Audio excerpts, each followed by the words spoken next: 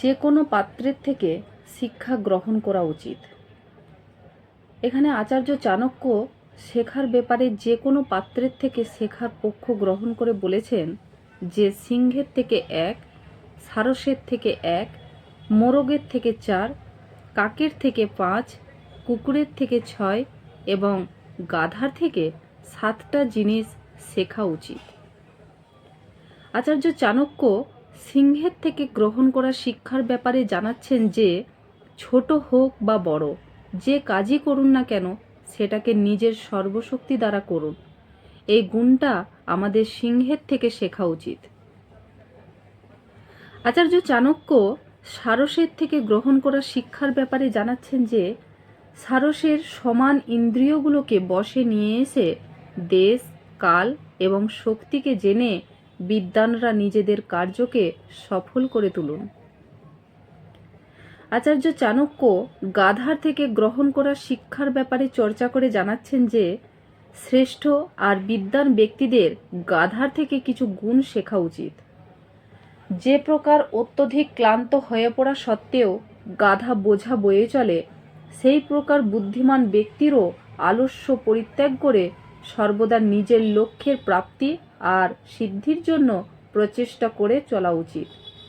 তার কর্তব্য পথ থেকে কখনোই বিমুখ হওয়া উচিত নয়। কার্যসিদ্ধিতে শীত গ্রীষ্মের ব্যাপারেও চিন্তা করা উচিত নয়। গাধা যে প্রকার সন্তুষ্ট হয়ে যেখানে সেখানে চড়ে বেড়ায়, সেই প্রকার বুদ্ধিমান ব্যক্তিরও সর্বদা মনে সন্তুষ্টি বজায় রেখে ফলের চিন্তা না করে যথাযথ কার্যে প্রবৃত্ত হয়ে থাকা উচিত।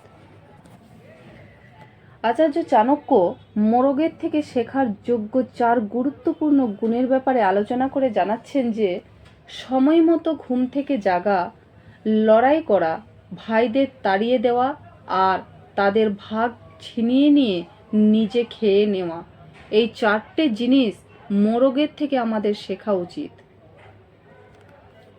কাকের থেকে শেখার যোগ্য গুণের ব্যাপারে জানিয়ে আচার্য বলছেন যে লুকিয়ে লুকিয়ে মৈথুন করা, সময়ে সময়ে সংগ্রহ করা, সর্বদা সাবধানে থাকা, কারোর ওপর বিশ্বাস না করা আর আওয়াজ দিয়ে অন্যদের একত্রিত করে নেওয়া, এই 5 গুণ আমাদের কাকের থেকে শেখা উচিত।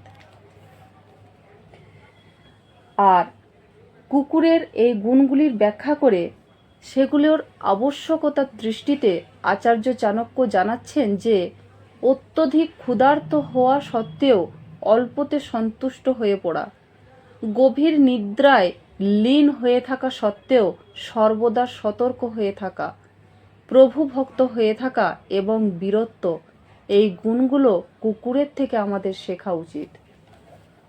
ধন্যবাদ।